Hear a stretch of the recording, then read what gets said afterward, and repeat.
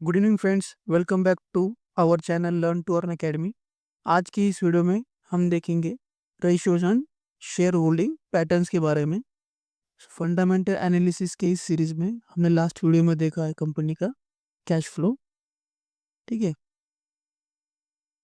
सो इस वीडियो में हम देखेंगे कंपनी के रेशियोज के बारे में, ratios and share holding patterns. So ratios में क्या है, उसके कंपोनेंट्स होते हैं जैसे कि debtors days, inventory days, days payables, cash conversion cycle, working capital days, ROC percentage, then promoters, FIS, DIS and public, right. तो उसके लिए हम क्या करेंगे, सबसे पहले screeners.in ओपन करेंगे। ठीक है, तो उसके लिए हम क्या करेंगे, गूगल पर जाकर screeners.in सर्च करेंगे।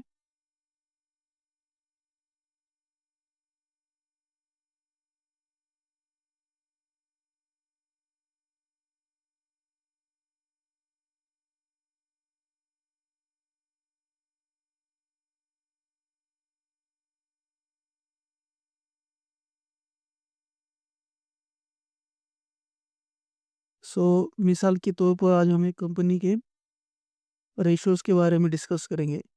सो ये हमारा कुछ भी बाय और सेल का रिकमेंडेशन नहीं है। आप अपने फाइनेंशियल एडवाइजर से पूछ के अपना डिसीजन ले सकते हो। सो एग्जाम्पल के तौर पर हम आयशर मोटर के रेशियोज के बारे में डिस्कस करेंगे। ठीक है, सो हम क्या करेंगे, थोड़ा नीचे स्क्रॉल करेंगे।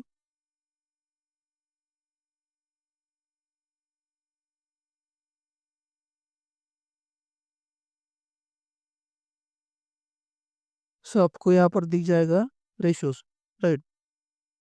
सो इसमें कुछ की कंपोनेंट्स है जैसे कि debtor days, inventory days, days payable, cash conversion cycle, working capital days and ROC percentage.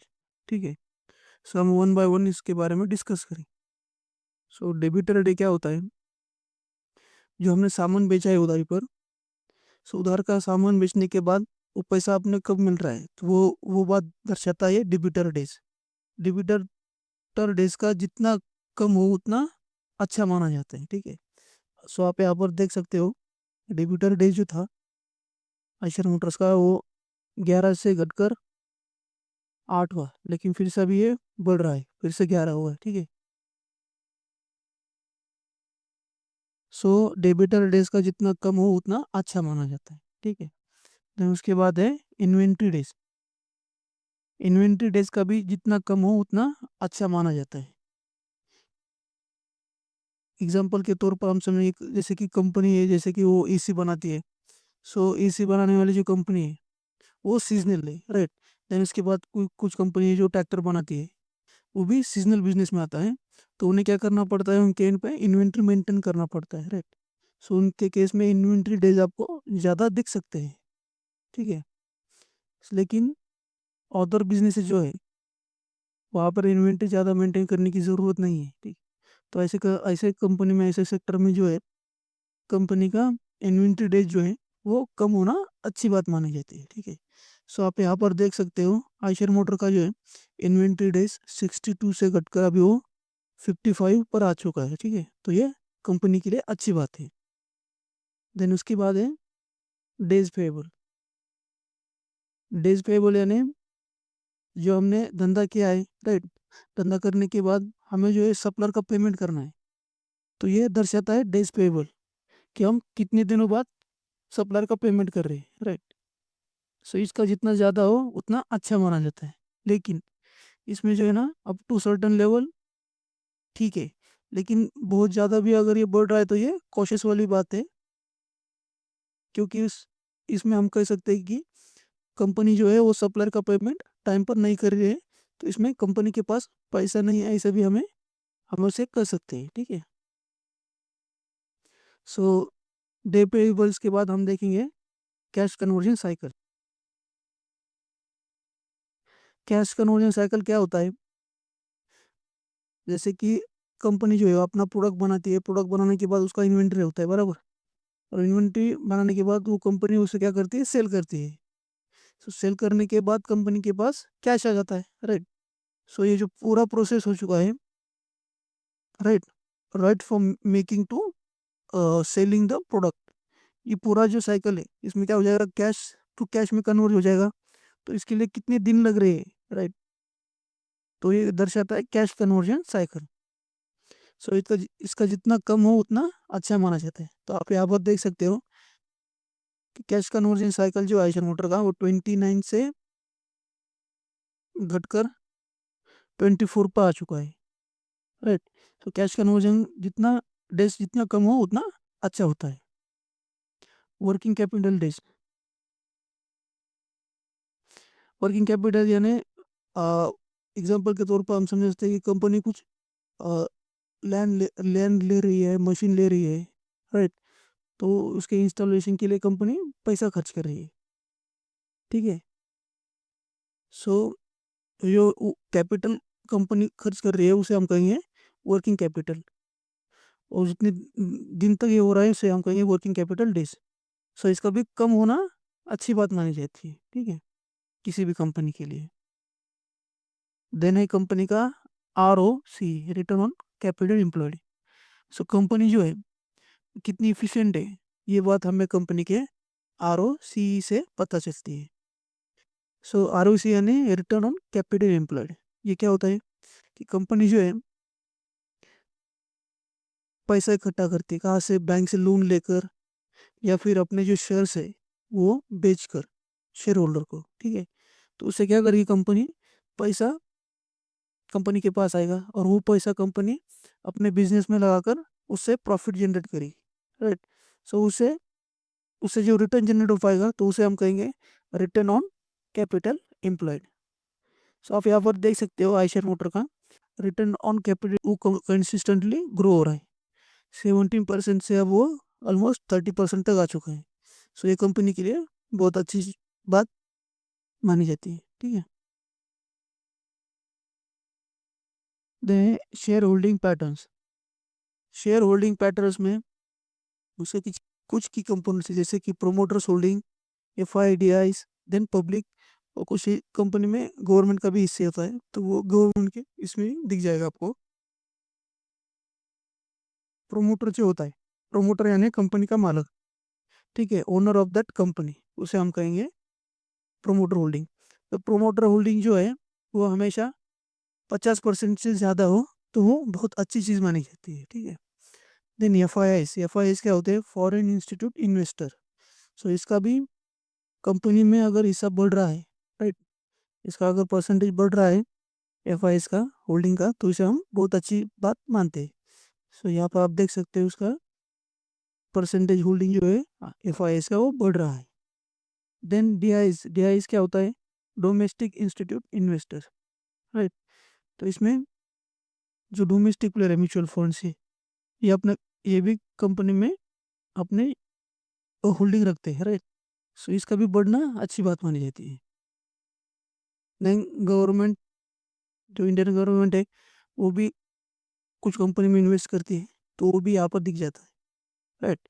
And public यानी रिटेल निवेशक, राइट, तो ये पब्लिक होल्डिंग में दिखाता है। तो पब्लिक होल्डिंग जो है वो जितना कम हो उतनी अच्छी बात मानी जाती है, राइट।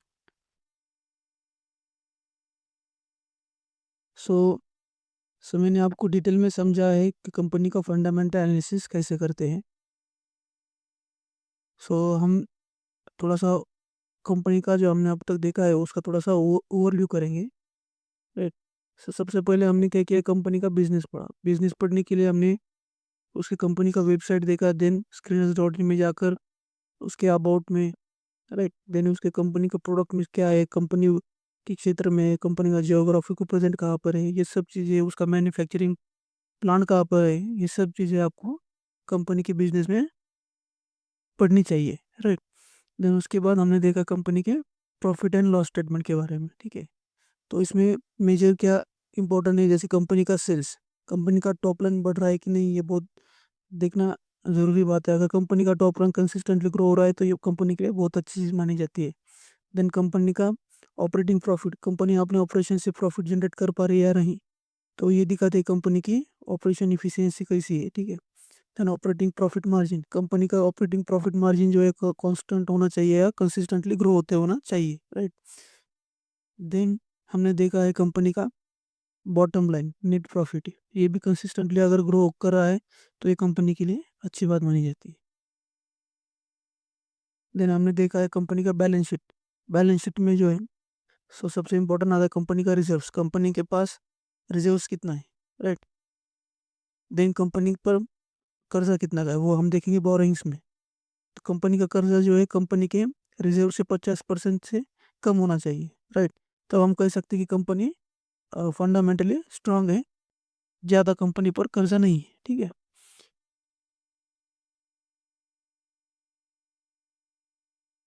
देन कंपनी का इधर हम देख सकते हैं फिक्स एसेट, ये भी इंपॉर्टेंट चीज़ है, वो भी कंसिस्टेंटली बढ़ना अच्छी बात मानी जाती है।